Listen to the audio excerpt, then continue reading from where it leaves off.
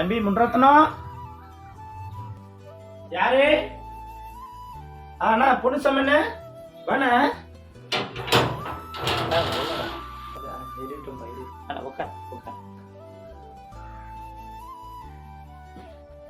ஒன்றும் இல்லை தம்பி, உங்க அண்ணாவும் எங்க அண்ணாவும் ஆக்சிடென்ட்ல இறந்துட்டாங்கல்லவா. எங்க அண்ணா போனதுக்கு அப்புறம் என் குடும்பமும் அந்த குடும்பமும் நான் ஒரே பார்க்கணும். ரொம்ப கஷ்டமா இருக்கு தம்பி. இந்த தயவு செய்து இந்த உதவியை பண்ணு தம்பி. உன்னை நான் மறக்கவே மாட்டேன் தம்பி. அண்ணே, நம்ம வீட்டில் கூட அண்ணன் போயிட்டதுக்கு அப்புறம் ரொம்ப கஷ்டம்தாங்க. ஆனால் அண்ணன் ஒரு நல்ல காரியம் ஒன்று செஞ்சுட்டு போயிருக்காருண்ணே.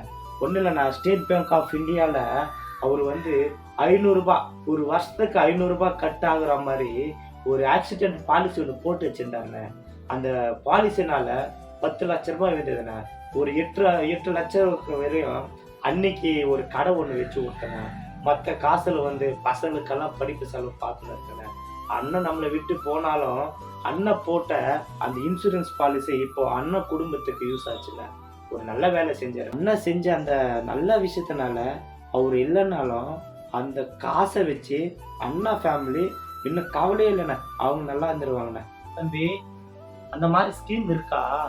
அண்ணா ஸ்டேட் பேங்க் ஆஃப் இந்தியாவில் ஒரு ஆக்சிடென்ட் இன்சூரன்ஸ் பாலிசி போட்டு இருந்தார். வருஷத்துக்கு வெறும் 500 தாங்க.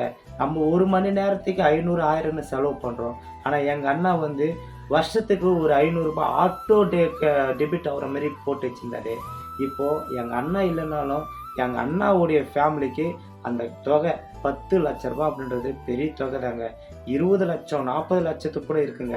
500 போட்டால் 10 லட்சம், 1000 ரூபாய் போட்டால் 20 லட்சம், 2000 ரூபாய் அப்படின்ற மாதிரி போட்டோம்னா 40 லட்ச ரூபா இருக்குங்க.